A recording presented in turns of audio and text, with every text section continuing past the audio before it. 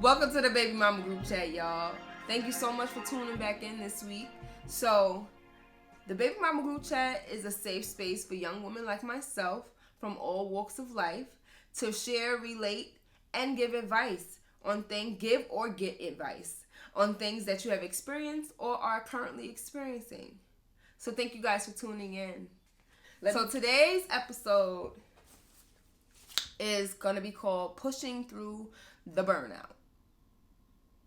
There's so many things that you can do to help you when you are feeling like you are reaching that point of burned out. Or like you're burning on the verge of burning out as a mother. There's so many things that you can do. From running to simply just, making sure the kids is fed and sitting them in a room and then going in your room and just decompressing. There's so many outlets, but it's hard to navigate those outlets when you are actually in that middle of that burnout. I have been trying my hardest to not be a crybaby in this situation. It's hard because every day it feels like, ooh, I need to cry. I mean, just yesterday I was on my way out, and it's crazy. Don't tell nobody this. But it's crazy because boys are big balls of energy. And sometimes I really truly believe they'd be draining my energy. Like, kind of like a succubus situation. And I think that's kids, honestly. They just have a lot of energy and it drains you because you don't have that energy to match. So once your energy is not matching, it kind of pulls yours away and then they supernova or something like that. But just yesterday, I had to work a little earlier, so we're hustling and bustling trying to get ourselves out the door. And my sons, they're playing as children do. And my oldest son pulls his brother's hat on his face, and my baby runs into the wall. All while I'm trying to walk out the door.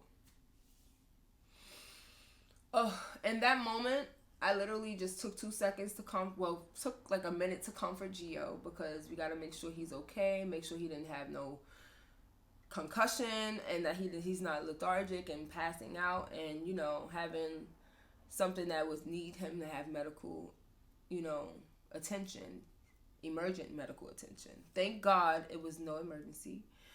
But after that, I just sat down for 2 seconds and breathe. I had to take a couple of deep breaths because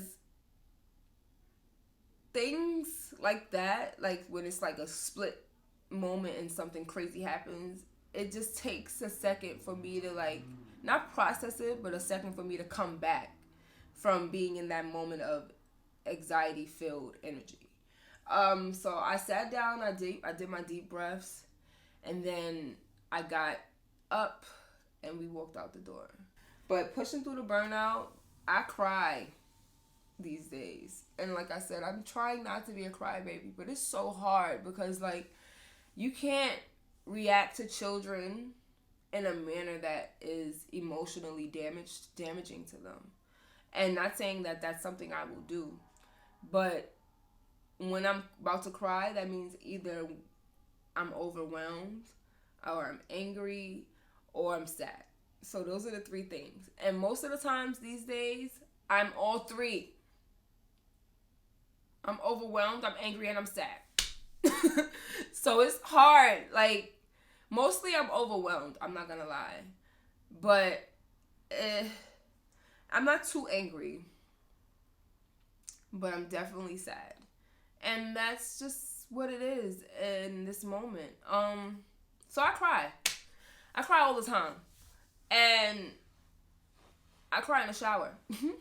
I cry while I'm praying. I cry sometimes when I start standing and I'm not even standing, when I'm sitting down and I have time to literally think about everything, I cry. I cry it out.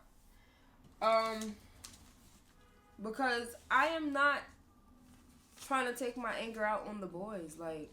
They don't deserve that. They don't deserve an angry mother. And I have witnessed a mom that anger moved into more of a resentful place.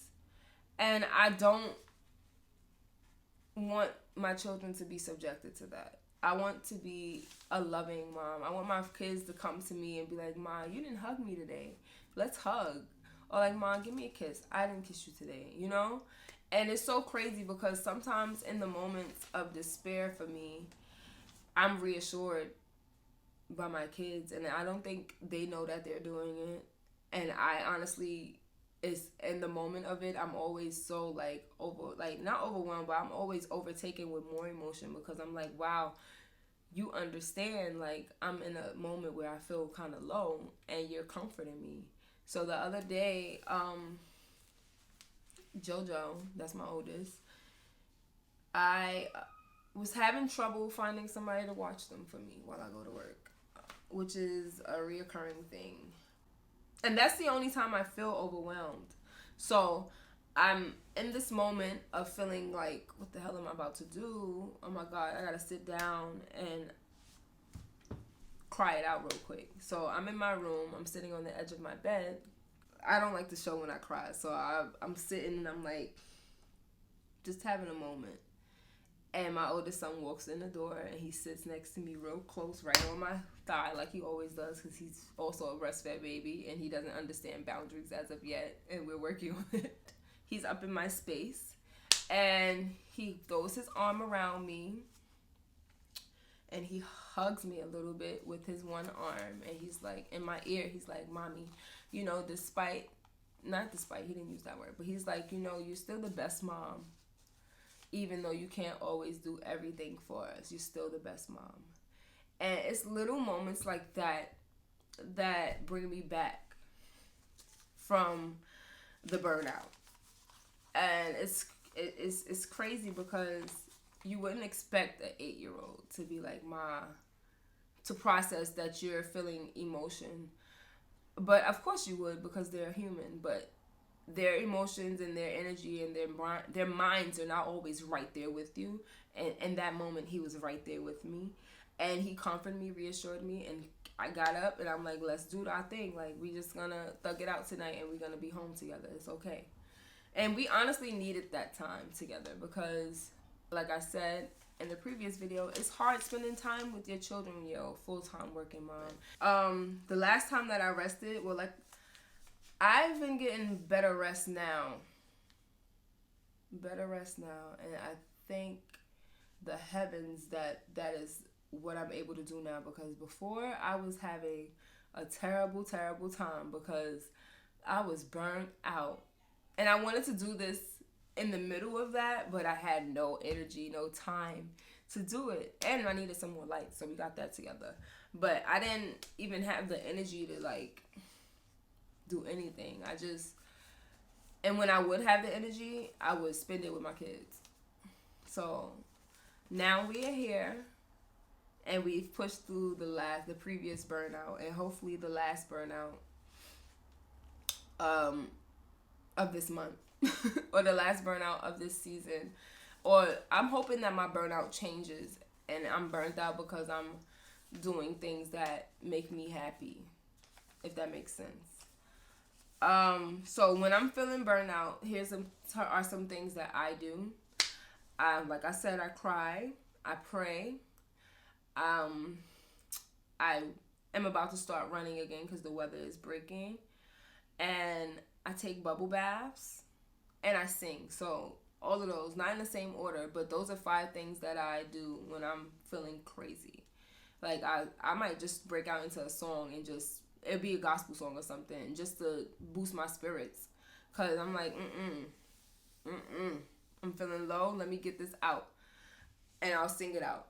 And then most of the times I like to take bubble baths. I'm a bubble bath girl. Like, bubble bath down. I love a tub of water and some soap and not a bottle, that's a lot. A glass of wine. A bottle is OD. I don't take bottles, but I take a glass of wine with me in the tub and I'll submerge my whole body and I release all the stress and the pent up energy into that tub. And that hot water gets me together. I get out and I feel like a new woman. So am I okay? Like I said, I'm not okay. I'm working through it though. And I thank God for the opportunity to have a sound mind to work through it. So yeah, I hope that you guys can relate and get something from this, because that's what I'm doing it for you guys and myself in my healing journey. But I really want to reach other women that are experiencing baby motherhood. Baby motherhood is mad funny. I really want to experience a change in our thought pattern. I want the world to experience a change in our thought pattern and the process of what a baby mother is. And although it's a stigma in our community, I would like for us to take it back and make it something positive and allow it to be positive. Because like I said, we didn't choose this journey. We were handed this journey, and we have to make the best with what we are doing when we are traveling and navigating through our journey of motherhood. So yeah. Thank you, ladies, so much for tuning into the Baby Mama Group Chat. Remember to like, comment, and subscribe, and share. Share with your friends. You guys can follow us on Twitter, the Baby Mama Group Chat. You can follow us on Instagram, the Baby Mama Group Chat, where I will be hosting lives, and I will be allowing for guests to come in my lives, and I will be allowing for you guys to share your story. Hopefully, you guys, this is something that can change the dynamic, the course of life for single mothers around the world, and that we can not only live in this stigma of that we should be frowned upon because we are, single mothers, but we should be living in we are living proof of what it looks like to overcome a situation that may sometimes not be the best. So thank you guys for tuning in today. Remember, like, comment, and subscribe, and share. Enjoy your day, girls. I'm not sure what I'm doing today, but we're gonna figure it out. Take care. Bye.